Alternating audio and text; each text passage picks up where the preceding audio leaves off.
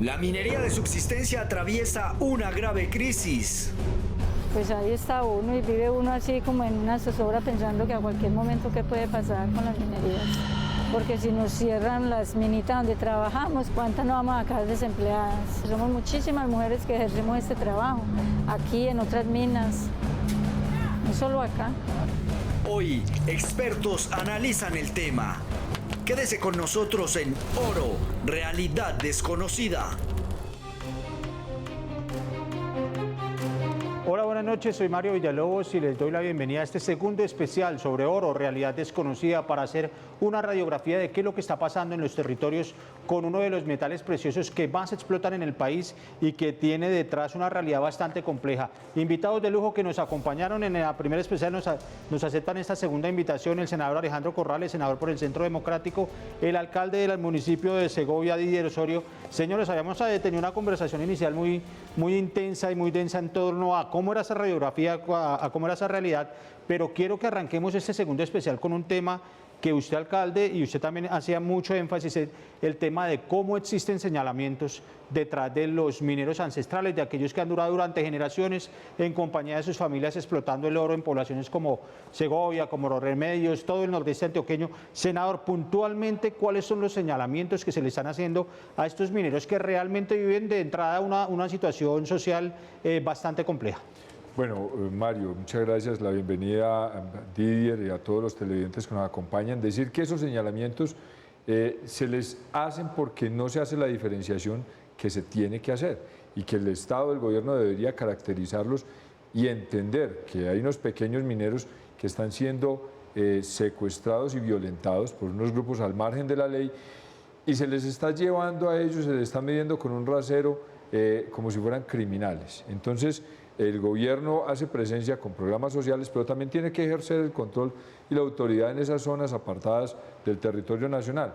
El gran problema es cuando no se hace una clasificación real, Mario, y acá caen unos mineros que aún estando en la ilegalidad no son criminales, porque no han tenido el acompañamiento del gobierno, porque no han tenido el proceso de formalización necesario, pero que no tienen, por ejemplo, armamento, que no generan violencia, y los están llevando a compararlos con los grupos al margen de la ley, esos sí violentos, guerrilleros, paramilitares, bandas organizadas, que viven de la extorsión, que viven de cobrarle vacunas a esos mineros y que en muchos casos lo que hacen es mimetizarse incluso en esas poblaciones mineras. Lastimosamente se ha generado un manto generalizado sobre las zonas mineras y las han caracterizado como violentas y el gobierno en esto tiene que mejorar mucho caracterizando a quienes no son violentos y simplemente están en la informalidad, Mario. Alcalde, ahí hay una frontera un poco borrosa que la gente no comprende, para que le hagamos claridad, para que sepamos cuál es la diferencia entre un minero ilegal y uno criminal. Digamos, el ilegal de alguna manera lo hace por tradición y necesidad, mientras que el criminal se dedica a otro tipo de conductas. Mario, yo lo diría de la siguiente manera, un saludo muy especial al senador Alejandro, a todos los televidentes.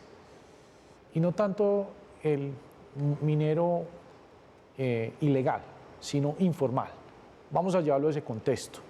Si bien es cierto está... O sea, es decir, hay una diferenciación, escúcheme, le hago esa acotación. Usted diría que no hay que confundir informalidad con ilegalidad, ni muchísimo menos con criminalidad. Claro, por supuesto, son términos totalmente distintos.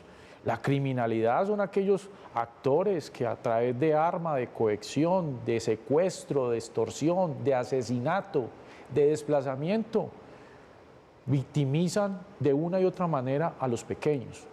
La ilegalidad son algunas acciones que realizan ciertos actores en los territorios y la informalidad es aquello que ha estado arraigado durante la historia.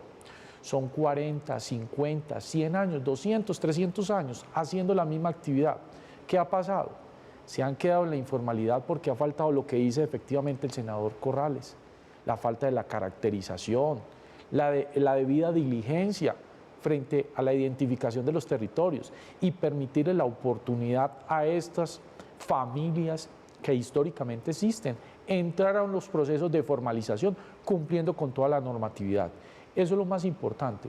Acá no podemos olvidar que antes estos pequeños mineros tradicionales ancestrales son víctimas y son nuevamente revictimizados por esas políticas de judicialización.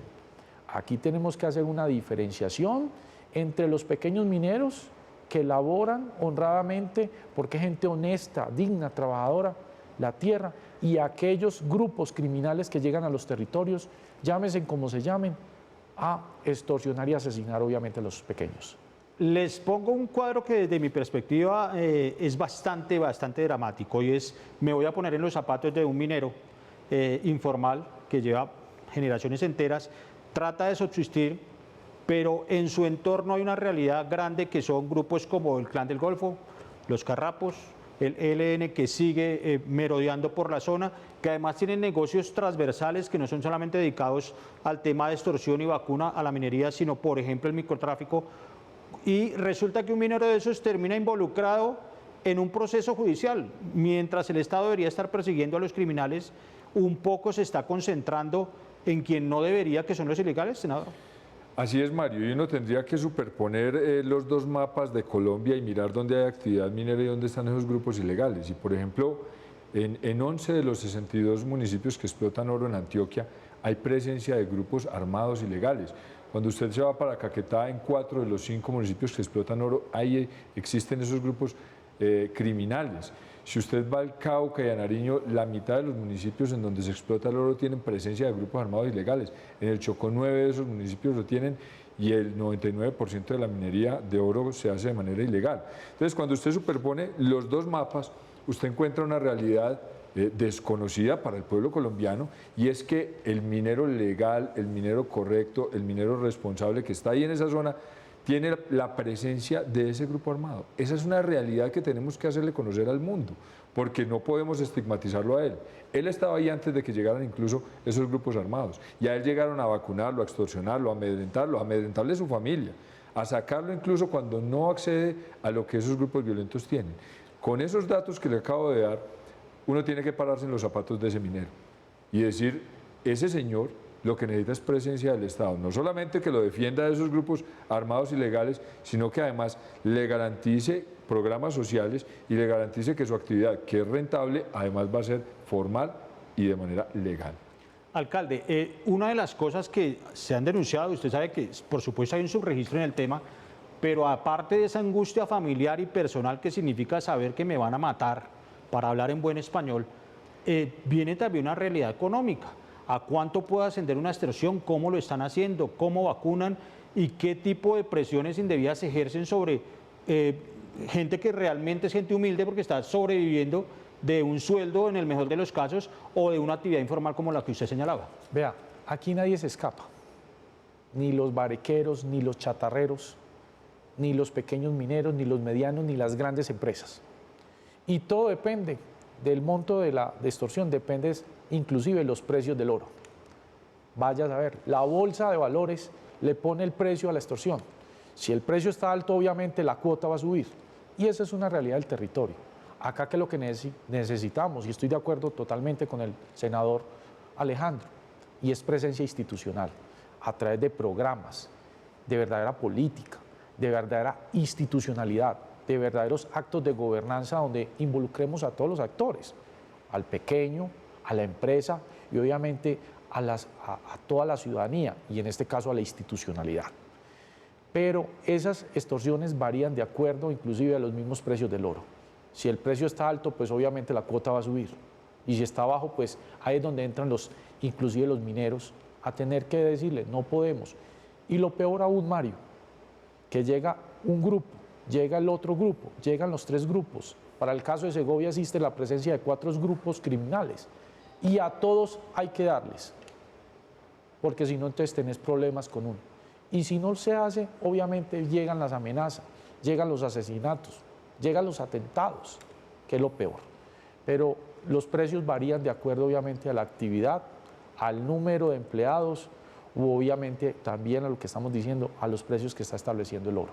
Senador, ¿tiene el Estado colombiano la capacidad real en territorio, no desde Bogotá, no desde Medellín, sino en Segovia, en Remedios, en el Caquetá, tiene el Estado la capacidad real de diferenciar entre quién es un minero criminal, quién es un minero ilegal, quién es un minero informal, o realmente usted considera que no ha habido el suficiente trabajo en campo de la institucionalidad para poder determinarlo? Históricamente está demostrado que no ha sido suficiente lo que los gobiernos han hecho, no este, sino en la historia reciente de Colombia. No ha tenido la capacidad para hacerlo, y yo creo que estamos en mora de actualizar un catastro minero que identifique muy bien esos grupos familiares, que identifique muy bien la idiosincrasia y la composición de cada una de esas actividades mineras para que podamos entrar a hacer programas. Pero más allá de eso, yo creo que no podemos dejarlo solamente en la caracterización, Mario. Con Didier hablábamos, y es que tiene que ser una acción conjunta, porque después de caracterizarlos, y el catastro minero dice todo lo que tiene que mostrarnos de esa actividad, el gobierno no puede simplemente llegar a combatir los grupos armados al margen de la ley.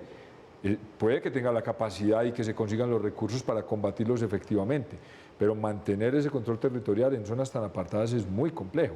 Ahí la única forma que hay es que esa sociedad entre a la legalidad, entre a la formalidad con el acompañamiento de programas sociales, y que los temas económicos como la bancarización realmente lleguen, se descentralicen, porque bien lo decías vos, no es desde Bogotá, es parados en la región, es en el Chocó, es en Antioquia, es en esos pueblos que muchas veces han estado abandonados por el gobierno, en donde tenemos que hacer la presencia.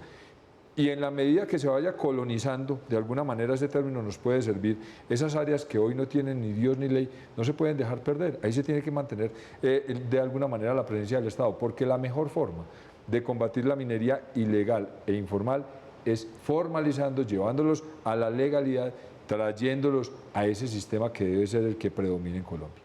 Bueno, vamos a hacer una pausa muy cortica, pero les quiero desde ya proponer un par de temas sobre el tintero para que al retomarlos discutamos. Y es, por un lado, el tema medioambiental, que tiene tanto de largo como de ancho, y más ahora con una nueva administración en Estados Unidos que es muy a la par con el tema de salvar el medio ambiente. Y por el otro lado, un episodio que ocurrió hace pocos días, alcalde, que es el tema de un atentado con granada, precisamente por parte, al parecer, de esos grupos ilegales. Entonces son un par de temitas muy interesantes para debatir. Vamos a una pausita muy corta, ya regresamos.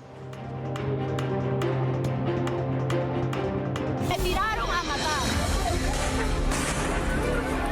Las historias surgen en cualquier momento. Las voces tienen que ser escuchadas. Nadie tiene que investigar eso a fondo. Y las imágenes y testimonios son nuestra herramienta. La otra mula la estallaron. ¡No estamos haciendo nada! Por eso estamos dispuestos a llegar muy lejos. Los Guardianes, quinta temporada.